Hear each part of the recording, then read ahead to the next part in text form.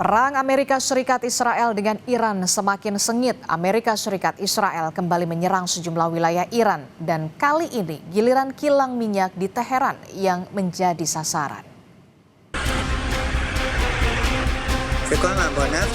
Israel mengklaim telah menyerang beberapa kompleks penyimpanan bahan bakar yang digunakan angkatan bersenjata Iran di Teheran. Rekaman amatir menunjukkan kobaran api besar yang membakar depot bahan bakar Aqdasiyeh di ibu kota Iran.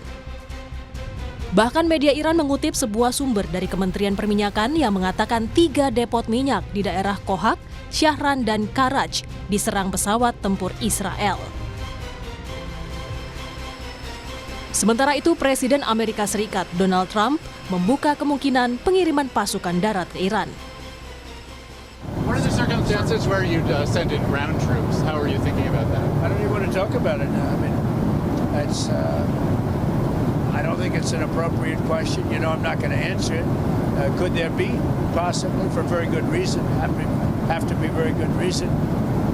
And I would say if we ever did that, they would be so decimated that they wouldn't be able to fight at the ground level. Don't you need ground troops to secure the enriched uranium at the nuclear sites? We're going to find out about that. We haven't talked about it, but it was a total obliteration. They haven't been able to get to it.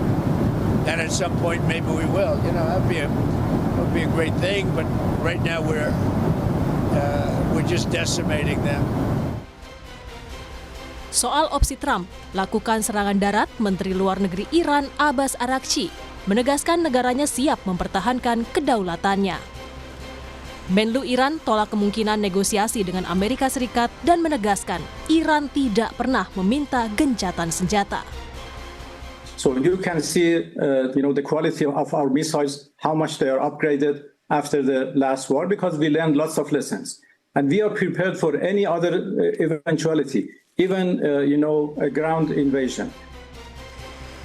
Sebelumnya, Amerika Serikat dilaporkan sedang bernegosiasi dengan pasukan oposisi Kurdi dalam upaya mempersenjatai mereka dan memicu pemberontakan di Iran. Tujuannya menggunakan Kurdi untuk melemahkan pasukan Iran dan memungkinkan protes rakyat.